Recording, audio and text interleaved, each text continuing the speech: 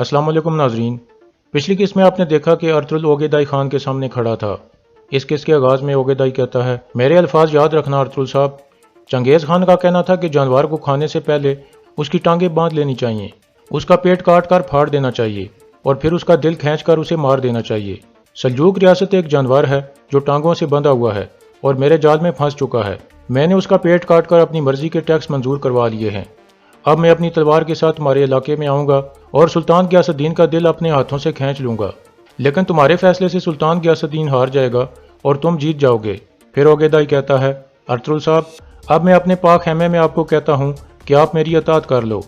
मैं खानों का खान ओगेदाई खान हूँ। मैं सिर्फ उन बहादुरों को दावत देता हूँ जिन पर मैं एतमाद करता हूँ। अर्तुगरुल कहता है, आपके अल्फाज मेरे जैसे हाकिम आला के लिए एक शर्फ की बात है। मैं आपको बताना चाहता हूँ कि आपकी पेशकश ने मुझे इज्जत बख्शी है। यह सुनकर नोयान काफ़ी हैरान होता है।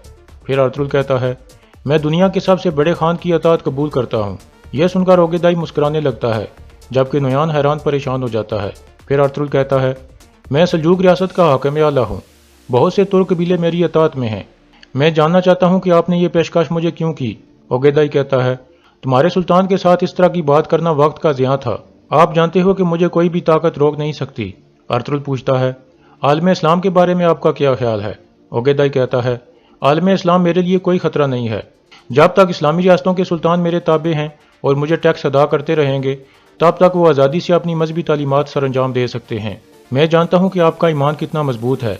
इस्लाम से मेरी कोई दुश्मनी नहीं है। इसके बरक्स मैं इस मजहब की इज्जत करता हूँ, लेकिन सुल्तान गियासुद्दीन ताकत की हवस की वजह से बाज नहीं आ रहा। अर्तुगरुल कहता है, मेरे ख्याल में इस जंग में बहने वाले खून की एक भारी कीमत हो सकती है। यह सुनकर ओगेदाई खड़ा हो जाता है और अपना कुल्हाड़ा उठाकर कहता है, आपको यकीनन खिदमात का इनाम मिलेगा अर्तुगरुल साहब। मैं आपको सल्जूक रियासत का सुल्तान बना दूंगा। इसी दौरान अर्तुगरुल के सिपाही बाहर बैठे हुए थे। बामसी काफ़ी बेचैन था कि अर्तुगरुल साहब बाहर क्यों नहीं आ रहे। इतने में एक मंगोल सिपाही उनके लिए खाना लाता है और फिर उनके पास बैठकर कहता है, मैं भी आपकी तरह एक तुर्क हूँ। बामसी कहता है, तो क्या तुम भी शान और शोहरत के लिए मंगोलों के साथ मिल गए हो। सिपाही कहता है, नहीं भाइयों, माजी में एक दफ़ा हम इनके जाल में फंस गए थे। मैं और मेरा कबीला एक बड़े अजाब से गुजरे थे। उसके बाद मैं ओगेदाई की फौज में शामिल हो गया। तुर्गत कहता है, क्या तुम्हें कुतलू भाई ने अपने जाल में फंसाया था। सिपाही कहता है, नहीं भाई, मुझे नोयान ने फंसाया था। उसकी एक बहन है आलम गोया, वो और उसके आदमी चमड़े के ताजर बनकर मेरे कबीले में घुस गए थे और फिर उन्होंने हमें बर्बाद कर दिया। यह सुनकर तुर्गत और बामसी सोच में पड़ जाते हैं। फिर बामसी पूछता है, आलम गोया के साथ और कौन था। सिपाही कहता है, उसके साथ उसका कोई रिश्तेदार था। वो बहुत अच्छा शिकारी था। उनके साथ कुछ और आदमी भी थे। यह सुनकर तुर्गत समझ जाता है और कहता है, चमड़े की ताजर और उसका रिश्तेदार एक अच्छा शिकारी। बामसी कहता है, वो अलमिला है भाई, वो अलमिला है।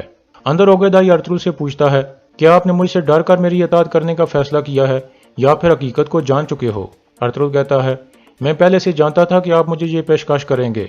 रास्ते में नोयान ने मुझे आमादा करने की पूरी कोशिश की थी। इसकी कोशिशें रंग लाई हैं और मेरा फैसला आखिरी है। मैं आपके हुक्म पर चलना चाहता हूँ।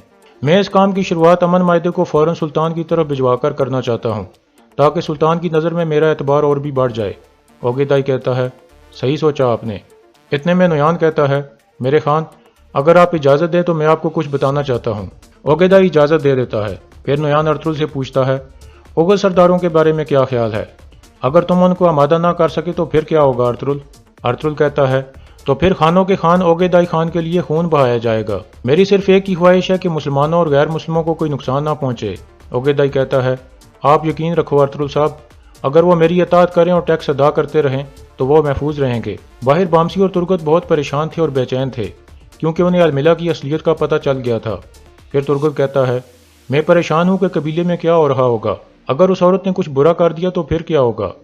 बामसी कहता है, उसने अभी तक हमारी गैर मौजूदगी का फ़ायदा उठा लिया होगा भाई, और हम यहाँ खड़े हैं। तुर्गत कहता है, हम अर्तुगरुल भाई का इंतज़ार किए बगैर कुछ भी नहीं कर सकते भाई, थोड़ा सब्र करो। अंदर ओगेदाई नोयान से पूछता है, क्या तुम कुछ कहना चाहते हो नोयान।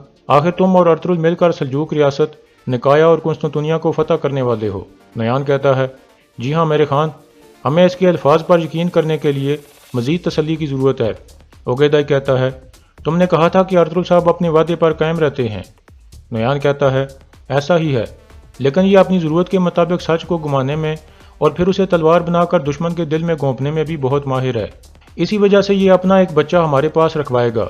تاکہ اگر یہ اپنا وعدہ توڑے تو اس کی قیمت اسے اپنے بچے کی زندگی کی صورت میں چکانی پڑے۔ یہ دنیا میں جہاں بھی جائے آپ کے اور میرے غضب سے بچ نہ سکے۔ یہ سن کر اوگیدائی ارطغرل کو کہتا ہے، اگر آپ مجھ پر اعتماد کرتے ہو تو پھر آپ مجھے اپنے بچے کو پروان چڑھا کر ایک بہادر منگول کمانڈر بنانے پر رضامند ہو جاؤ گے۔ پھر اوگیدائی کھڑا ہو کر طالب جاتا ہے تو سپاہی ایک علامت اٹھا کر اندر آ جاتا ہے۔ اوگیدائی کہتا ہے، یہ علامت میں نے سونے سے بنوائی ہے جو اناتولیا پر میری برتری کو ظاہر کرتی ہے۔ ہمارے درمیان معاہدہ تب مکمل ہوگا جب آپ اپنے بچے کو ہمارے پاس لاؤ گے۔ ارطغرل کہتا ہے، اس معاہدے کو مستقل کرنے کے لیے میں اپنے بچے کو خود یہاں لے کر آؤں گا۔ اوگیدائی کہتا ہے، میں تمہارے سلطان کے ساتھ اس 2 سال کے امن معاہدے پر قائم رہوں گا۔ اس دوران میں اپنی فوجوں کو اناتولیا میں گھسنے کے لیے تیار کروں گا اور باقی کام تمہاری اور نیان کی مہارت پر ہوگا۔ یا تو آپ خون بہائے بغیر ریاست کو اپنے کنٹرول میں کر لو گے یا پھر میں ہر چیز کو تباہ کر دوں گا اور سب کو جلا ڈالوں گا۔ یہ کہہ کر اوگیدائی امن معاہدہ ارطغرل کے حوالے کر دیتا ہے۔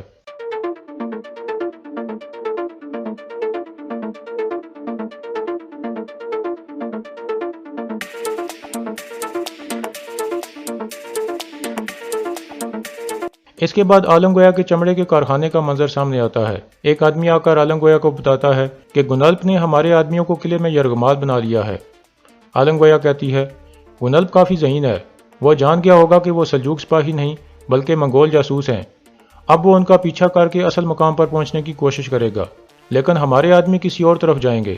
جب گنلپ وہاں پہنچے گا تو اسے ہمارے کچھ اور آدمی ملیں گے، پھر وہ سمجھے گا کہ وہی تمام منگول جاسوس ہیں جو یہاں گھسے ہیں۔ اس طرح ہمارا نام صاف ہو جائے گا۔ اس کے بعد عالم گویا اپنے کچھ آدمیوں کو اس طرف بھیج دیتی ہے۔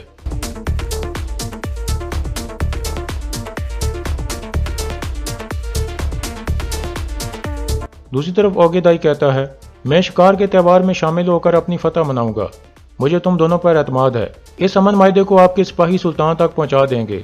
اس دوران آپ دونوں اکٹھے بیٹھ کر مستقبل کی منصوبہ بندی کرو، واپس آ کر میں تم دونوں سے بات کروں گا۔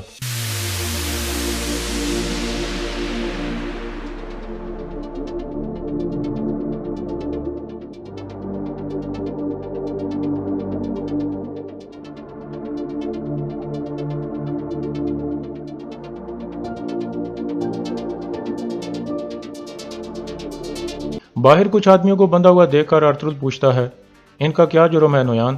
نویان کہتا ہے، انہوں نے اپنا وعدہ توڑتے ہوئے اوگیدائی خان کی نافرمانی کی ہے۔ یہ چنگیز خان کا سب سے سخت قانون ہے کہ جو کوئی بھی اپنا وعدہ توڑے اور نافرمانی کرے اس کو فوراً سزائے موت دے دی جائے۔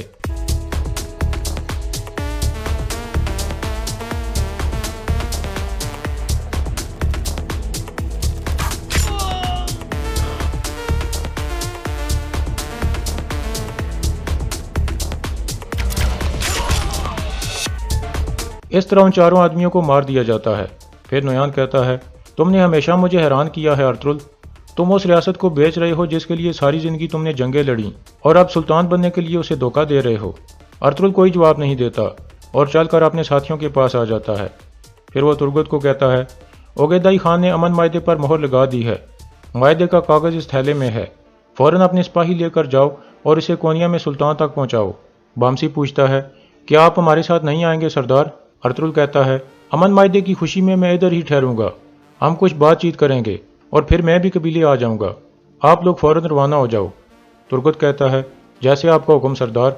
پھر نویان کہتا ہے، تمہارا سردار محفوظ ہے، میں چاہتا ہوں کہ تم لوگ صحیح سلامت ہمارے علاقے سے جاؤ۔ اس کے بعد نویان ایک منگول کمانڈر کو ان کے ساتھ جانے کو کہتا ہے۔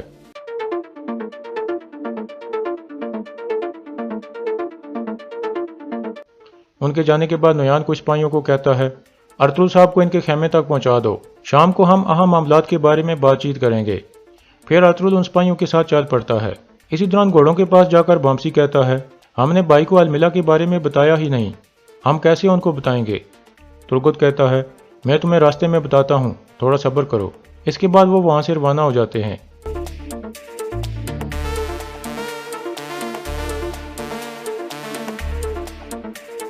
اسی دوران ارطغرل ایک خیمے میں پہنچ جاتا ہے اور اس کے ذہن میں اوگیدائی کے الفاظ گونج رہے تھے۔